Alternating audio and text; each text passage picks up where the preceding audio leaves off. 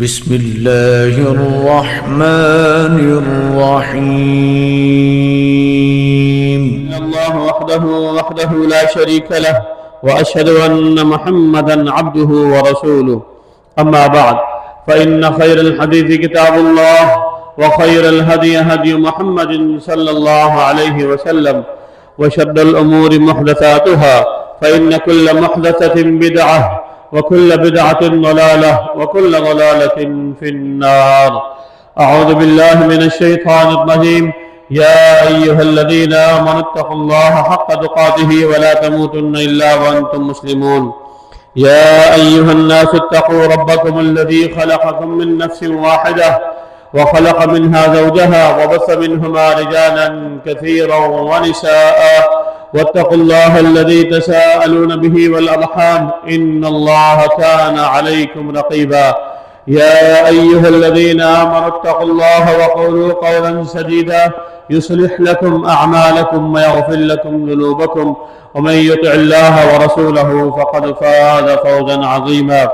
من يطع الله ورسوله فقد رشد واهتدى، ومن يعص الله ورسوله فقد ضل وغوى. أعوذ بالله السميع العليم من الشيطان الرجيم. بسم الله الرحمن الرحيم. وما هذه الحياة الدنيا إلا لهو ولعب، وإن الدار الآخرة لهي الحيوان لو كانوا يعلمون. سامعین محترم، انتہائی مختصر وقت میں دو باتیں مختصراً آپ کی خدمت میں رکھنی ہیں، اس دعا کے ساتھ کہ اللہ رب العالمین وہ کہنے کی توفیق عطا فرمائے جو اللہ رب العالمین چاہتا ہے۔ اللہ رب العالمین اپنی چاہت، اپنی خواہش، اپنی مرضی کے مطابق ہمیں کہنے کی بھی اور اعمال کرنے کی بھی توفیق عطا فرمائے، آمین۔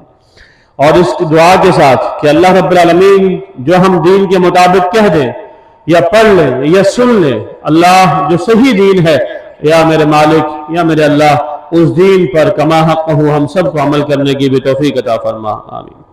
سامعین محترم، یہ عظیم اجتماع، عید الاضحیٰ کا عظیم اجتماع جامعۃ الاحسان الاسلامیہ کے زیر اہتمام، احباب گرامی، یہ مسلمانوں کا وہ عظیم اجتماع ہے جو حقیقت میں ایک اسلامی شعار کا عظیم مظہر بھی ہے، عظیم مظہر، اور اس بات کا بولتا ثبوت بھی ہے کہ مسلمان الحمدللہ دین پر عمل کرنے کے لیے کوشاں بھی ہوتے ہیں، کوشش بھی کرتے ہیں، محنت بھی کرتے ہیں۔ اس کے ساتھ ساتھ بنیادی جو بات ہے اس عید قربان کے اندر، وہ انسانیت کا درد ہے۔ انسان کے لیے اپنے دل میں درد پیدا کرنا ہے، انسان کے لیے، اور ایک ایسے انسان کے لیے جو بنیادی ضروریات سے، بنیادی اپنے گھر کی ضروریات سے بھی کو پورا کرنے سے بھی قاصر ہے۔ محترم بھائیوں، اسلام ہمیں درد دل سکھاتا ہے، اسلام ہمیں دوسرے کے ساتھ خیرخواہی کرنا سکھاتا ہے، اسلام ہمیں اپنے پڑوسی کے ساتھ، اپنے بھائی کے ساتھ، اپنے رشتہ دار کے ساتھ، اپنے محلے والے کے ساتھ، اپنے علاقے والے کے ساتھ، یہاں تک کہ اسلام غیر مسلم کے ساتھ بھی احسان کرنے کی تعلیم و ترغیب دیتا ہے۔ آپ جب مصارف زکوٰۃ کو دیکھتے ہیں تو مصارف زکوٰۃ میں ایک مصرف شریعت مطہرہ نے مؤلفۃ قلوب کا بھی رکھا ہے، مؤلفۃ قلوب کا، وہ کافر جن کے بارے میں آپ کا تاثر یہ ہے، آپ کی فکر یہ ہے، آپ کا خیال یہ ہے کہ شاید اگر ہم ان کے ساتھ ایک اچھا تعلق قائم کرنے میں کامیاب ہو تو ممکن ہے کہ یہ اسلام کے قریب آ جائے، اسلام قبول کر لے۔ ان کے ساتھ بھی زکوٰۃ کی مد میں سے تعاون کیا جا سکتا ہے، ان کو زکوٰۃ دی جا سکتی ہے، ان کو مکمل زکوٰۃ دی جا سکتی ہے، زکوٰۃ کا ایک حصہ دیا جا سکتا ہے، جتنی ان کی ضرورت ہے وہ ضرورت بھی پوری کی جا سکتی ہے۔ اس سے اندازہ لگائیے اسلام کتنی اپنے اندر وسعت ظرفی پیدا کرتا ہے، کتنا وسیع مذہب ہے اسلام، کہ اسلام تنگ نظری نہیں سکھاتا، اسلام انسان کو کنویں کا مینڈک نہیں بناتا، اسلام انسان کو وسعت ظرفی سکھاتا ہے، وسعت نظری سکھاتا ہے، اسلام انسان کو آفاقی بنانے کی کوشش کرتا ہے، اسلام انسان کو ایک وسیع میدان عطا کرتا ہے۔ محترم بھائیو، نبی اکرم صلی اللہ علیہ وسلم کی دو دعائیں یا دو حدیثیں اندازہ لگا لیجئے اس سے۔ ایک وہ وقت ہے جب نبی اکرم صلی اللہ علیہ وسلم تنے تنہا مکہ کی وادیوں میں کھڑے ہیں، اکیلے کھڑے، اکیلے تنہا کھڑے ہو، اور کیا فرما رہے ہیں؟ آپ کوہ صفا پہ کھڑے ہو کے اعلان کر رہے ہیں قولوا لا الہ الا اللہ تفلحوا تملک العرب والعجم، لوگوں مجھ محمد کی بات مان لو، دنیا میں بھی تمہیں کامیابی ملے گی، آخرت میں بھی کامیابی ملے گی۔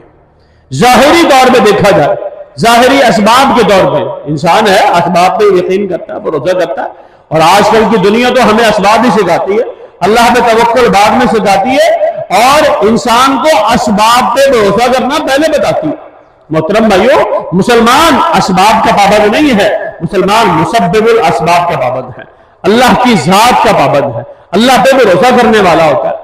اس ٹائم پہ اندازہ لگائیے، نبی اکرم صلی اللہ علیہ وسلم کے سر پہ اللہ نے نبوت کا تاج رکھا ہے، آپ نبی ہیں اور نبی اللہ نے آپ کو بنا دیا ہے، لیکن اس ٹائم پہ آپ کی مالی حیثیت کیا ہے؟ اللہ کے نبی صلی اللہ علیہ وسلم کی مالی حیثیت انتہائی کمزور ہے، انتہائی کمزور۔ ماننے والے کتنے ہیں؟ سیدہ خدیجہ ہیں، سیدنا علی ہے، جناب صدیق اکبر رضی اللہ تعالیٰ عنہ ہے، چند صحابہ ماننے والے، چند لوگ ماننے والے۔ اندازہ لگائیے، ایک شخص جس کے ماننے والے چند لوگ ہوں، جس کی اپنی مالی پوزیشن بالکل زیرو ہو، اللہ اکبر، نہ سردار ہو نہ سرداری موجود ہو، ٹھیک ہے بڑے خاندان کے تو ہیں لیکن سرداری موجود نہیں، ایسا شخص کھڑا ہو کے اعلان کرے اور یہ کہے قولوا لا الہ الا اللہ تفلحوا، لوگوں میری بات مانو، میرا کلمہ پڑھو، کامیابی تمہارے قدم چومے گی، آکے تمہاری قدم چومے گی۔ اس میں سبق ہے آج کے نوجوانوں کے لیے، آج کے یوتھ کے لیے، یہ جو social media, electronic media, print media, اس کے جنگل میں پھنسے ہوئے ہیں، اور یہ جو لالی پاپ دیا جاتا ہے ہمارے نوجوانوں کو، کامیابی کے جو دوسرے ذرائع بتائے جاتے ہیں، یاد رکھیے گا نبوت کا مشن اور نبوت کا جو ہے طریقہ کار یہ نہیں ہے جو آج بتایا جا رہا ہے۔ اللہ کے نبی صلی اللہ علیہ وسلم کیا فرماتے ہیں کہ میری بات مانو، میرا کلمہ پڑھو، کامیابی تمہیں ملے گی۔ اس کا مطلب یہ ہے کامیابی دنیا کے پیچھے بھاگنے میں نہیں، کامیابی دولت کے پیچھے بھاگنے میں نہیں، کامیابی شہرت کے پیچھے بھاگنے میں نہیں، کامیابی جاہ و جلال حشمت کے لیے بھاگنے میں نہیں، کامیابی صرف اور صرف ہے، یاد رکھیے گا، عقائد کی اصلاح کے اندر، لا الہ الا اللہ، لا الہ الا۔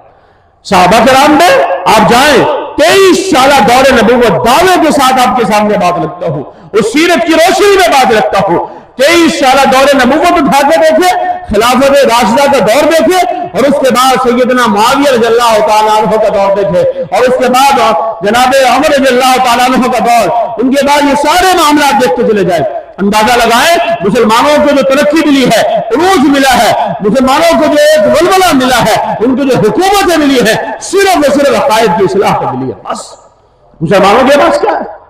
مسلمان کیا لے کے چل رہے ہیں؟ اندازہ لگائیے، جنگ بدر سے لے کر اور آپ فتح مکہ تک یہ ساری جنگوں کا ایک ذائقہ بنائیں، اور ذائقہ بنا کے تجزیہ کر کے دیکھیں کوئی ایک جنگ بتائیں جس میں مسلمانوں کے پاس مالی اسباب بھی زیادہ ہو، افرادی اسباب بھی زیادہ ہو، نہیں ملے گی آپ کو۔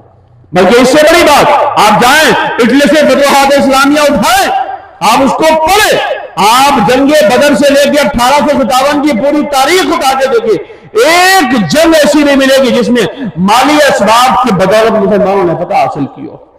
فتح ملی ہے، کامیابی ملی ہے، کامرانی ملی ہے، صرف اور صرف اللہ پہ بھروسے کے ساتھ، اپنے عقائد کی اصلاح کے ساتھ، اپنے اللہ کے ساتھ بھروسے کے ساتھ، توکل کے ساتھ اللہ پہ بھروسہ کر کے دیکھے، اللہ پہ بھروسہ کرے، توکل کرے، اللہ کے ساتھ مضبوطی والا تعلق پیدا کرے، اور یہی سیرت ابراہیمی کا درس بھی ہے۔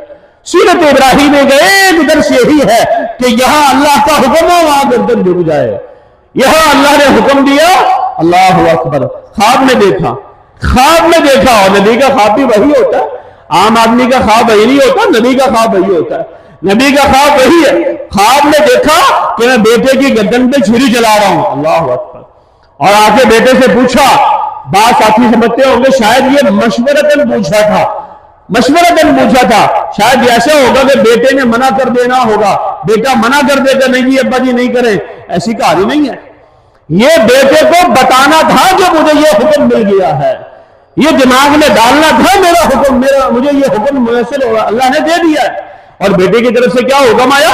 افعل ما تؤمر، ابا جان جو حکم مل گیا کر گزریے، گردن پہ چھری میری چلانی ہے نہ چلا دیجیے، کوئی ٹینشن کی بات ہے۔ یہ ہے سیرت ابراہیمی، اور یہاں سیرت ابراہیم کا ایک اور درس والدین کے لیے. والدین سوچتے ہیں ہمارا پتر جو ہے نا ماشاءاللہ جناب اسماعیل جیسا بن جائے.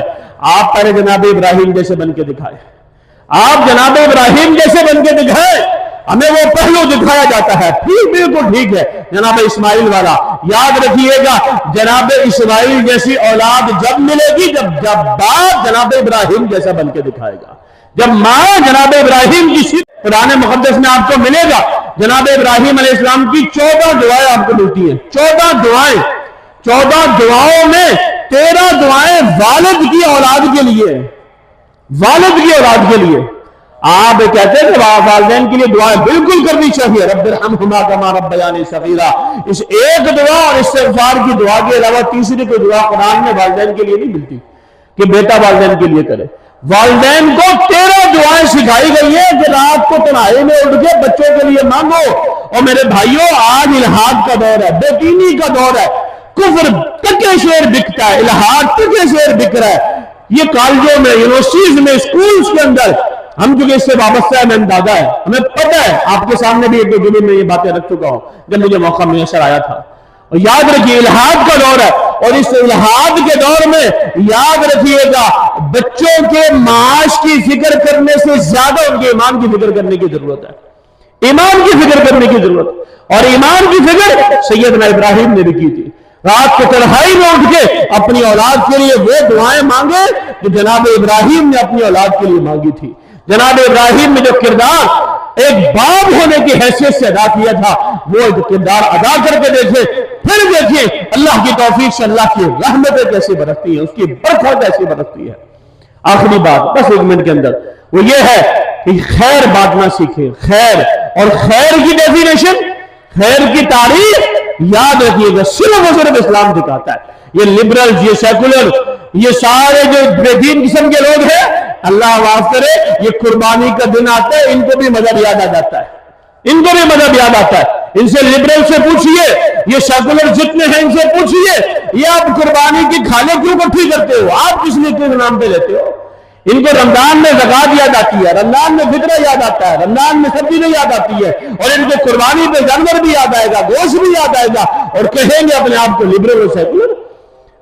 کس قسم کا لبرل اور سیکولرزم یاد رکھیے گا ٹوٹل بے دینی ہے. ٹوٹل بے دینی. جو اپنے آپ کو لبرل کہتا ہے وہ سمجھ لے کہ وہ اسلام کو گالی دیتا ہے. جو اپنے آپ کو سیکولر کہہ رہا ہے سمجھ لے کہ وہ اپنے اسلام کو گالی دے رہا ہے, وہ برا بلا کہہ رہا ہے. اسلام کے لبادہ اوڑھ کے, اسلام کے لبادے کو پہن کے, اور یہ پھر مسلمانوں کے اندر بے دینی پھیلاتے ہیں.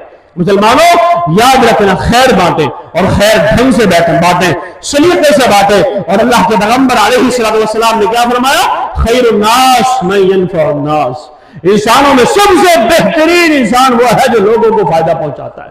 آج کے دن لوگوں کو فائدہ پہنچائے, جتنا پہنچا سکتے ہیں اتنا پہنچائیں, اور ایک بھونڈی تقسیم سے بچ جائیں. ایک بھونڈی تقسیم ہے, 2 بوٹیاں بانٹنا چھوڑ دیں. یہ 2 بوٹیاں بانٹتے ہیں نا ہم لوگ, 2 بوٹیاں شاپر میں ڈالیں, اس کے گھر اس کے گھر اس کے گھر, یہ چھوڑ دیں. جس کے گھر دینا ہے نا تو کم از کم اللہ نے پوری کائنات کا ٹھیکہ آپ کو نہیں دے دیا.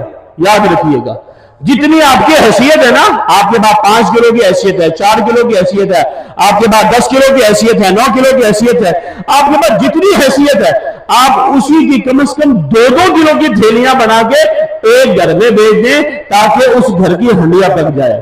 2 بوٹیاں نہیں بھیجیے گا کہ 10 گھروں سے آئے گا تو اس کے گھر کی ہنڈیا پکے گی, یہ نہ کیجیے گا. ایک بوٹی تقسیم, اس سے بچ جائیں.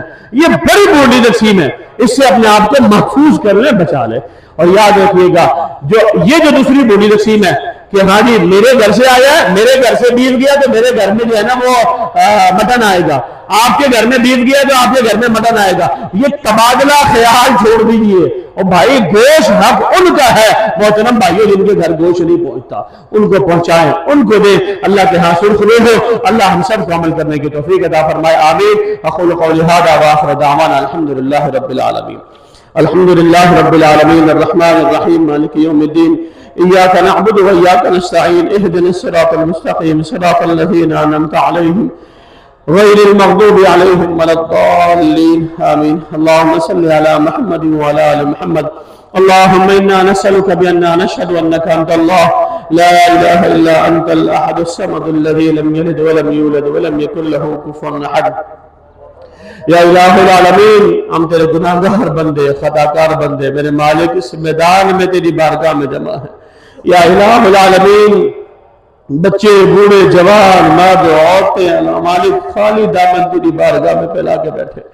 یا الہ العالمین، ہم تیرے در کے سوالی، تیرے در کے بھکاری ہیں میرے مالک۔ اے اللہ، ہم نے تیرے در کے علاوہ کوئی دوسرا در دیکھا بھی نہیں ہے اور دیکھنا بھی نہیں ہے میرے مالک۔ یا الہ العالمین، ہم تیرے در کے سوالی ہیں میرے مالک۔ یا الہ العالمین، تیری بارگاہ میں ایک ہی التجا رکھتے ہیں، الہ العالمین ہم سب کے تمام گناہوں کو معاف فرما دے۔ اے اللہ، ہم سب کے تمام گناہوں کو معاف فرما دے۔ اے اللہ، ہم سب کے تمام گناہوں کو معاف فرما دے۔ یا الہ العالمین، ہم سب کے تمام گناہوں کو معاف فرما دے۔ یا الہ العالمین، ہم سب کی تمام عبادات کو اپنی بارگاہ میں قبول و منظور فرما۔ اے اللہ، ہماری ساری عبادات کو اپنی بارگاہ میں قبول و منظور فرما۔ اے اللہ، ہم سب انسان ہیں، خطا کا پتلا ہے، غلطیاں ہو جاتی ہیں۔ اللہ، عبادات کی ادائیگی میں بھی غلطیاں ہو جاتی ہے۔ اے اللہ، تو رحمان ہے، تو رحیم ہے، تو رؤوف ہے، تو قریب ہے۔ اے اللہ، تجھے تیری صفات رحمت کا واسطہ میرے مالک، ہم اپنی رحمت کو دیکھتے ہوئے ہمارے گناہوں کو معاف کرتے ہوئے اللہ ہماری ساری عبادات اپنی بارگاہ میں قبول فرما۔ اے اللہ، یہ سنت ابراہیمی آج ہم ادا کرنے جا رہے ہیں میرے مالک۔ یا الہ العالمین، جن کو توفیق دی ہے اللہ جو کر رہے ہیں، اللہ ان کی بھی قبول فرما۔ یا میرے مالک، جو نیت کر کے بیٹھے ہوئے لیکن ادا نہیں کر سکے، مالک ان پہ بھی اپنی رحمتیں برسا۔ یا الہ العالمین، جو بیمار ہیں اللہ گھروں میں، اسپتالوں میں ہیں، جہاں کہیں بھی ہے اللہ تمام کو شفا کاملہ عاجلہ عطا فرما۔ اے اللہ، جو مسلمان توحید والے، ایمان والے اللہ تیری بارگاہ میں پہنچ چکے ہیں میرے مالک، مرد، عورتیں، بچے، بوڑھے، جوان، اللہ سب کی مغفرت فرما۔ اللہ، سب کے گناہوں کو معاف فرما۔ اللہ، سب کی قبر کو منور فرما۔ اللہ، ان کی قبر کو جنت کا گہوارہ بنا۔ اللہ، حاضرین مجلس میں جس کا جو عظیم، جس کا جو پیارا میرے مالک تیری بارگاہ میں پہنچ چکا ہے میرے مالک، ایمان والا ہے، توحید والا ہے، یا الہ العالمین ان کی قبروں کو جنت کا گہوارہ بنا دے۔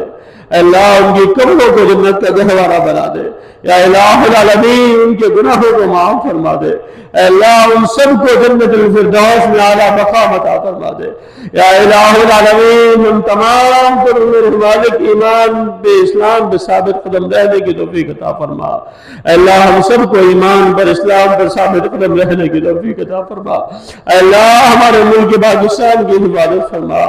اے اللہ، ہمارے ملک پاکستان کو ہر قسم کی شر پسندی، فتنہ گریزی سے محفوظ فرما۔ اے اللہ، یہ ملک پاکستان اسلام کا قلعہ ہے میرے مالک، یا الہ العالمین اسے اندرونی بیرونی دشمنوں سے محفوظ فرما۔ اے اللہ، جو دشمن اس ملک کو اللہ کھوکھلا کرنا چاہتے ہیں، یا الہ العالمین اس ملک کے لیے سازشیں بنتے ہیں، میرے مالک ان کی سازشوں کو غارت فرما دے۔ اے اللہ، ان کو بھی نیست و نابود فرما دے۔ یا الہ العالمین، ہمارے ملک میں بے شمار مدارس ہیں، بے شمار مساجد ہیں، تو تیرے دین کے قلعے ہیں۔ اے اللہ، ان کی بھی حفاظت فرما۔ اے اللہ، ان کے معاونین کی حفاظت فرما۔ اے اللہ، ان کے مدرسین کی حفاظت فرما۔ اے اللہ، ان میں کام کرنے والے عملے کی حفاظت فرما، علماء کی حفاظت فرما۔ یا الہ العالمین ہم سب کو اللہ دین کے لیے محنت کرنے کی توفیق عطا فرما۔ یا الہ العالمین، جن بھائیوں نے رات دن محنت کر کے یہ اللہ عظیم اجتماع تیار کیا ہے، میرے مالک ان کی راتوں کی، دن کی محنتوں کو اپنی بارگاہ میں قبول فرما۔ اے اللہ، ان کے لیے بھی عظیم نعمتیں اللہ تیار فرما۔ یا الہ العالمین ہم سب پہ اپنا فضل اور رحم نازل فرما۔ یا الہ العالمین، ہمارا یہاں آنا، عید کی نماز ادا کرنا، اللہ عبادت کرنا، دعائیں مانگنا، یہ بھی اللہ اپنی بارگاہ میں قبول و منظور فرما۔ یا الہ العالمین ہماری دعاؤں کو قبول و منظور فرما۔ آمین برحمتک یا ارحم الراحمین، وصلی اللہ علی النبی لا الہ الا اللہ محمد رسول اللہ۔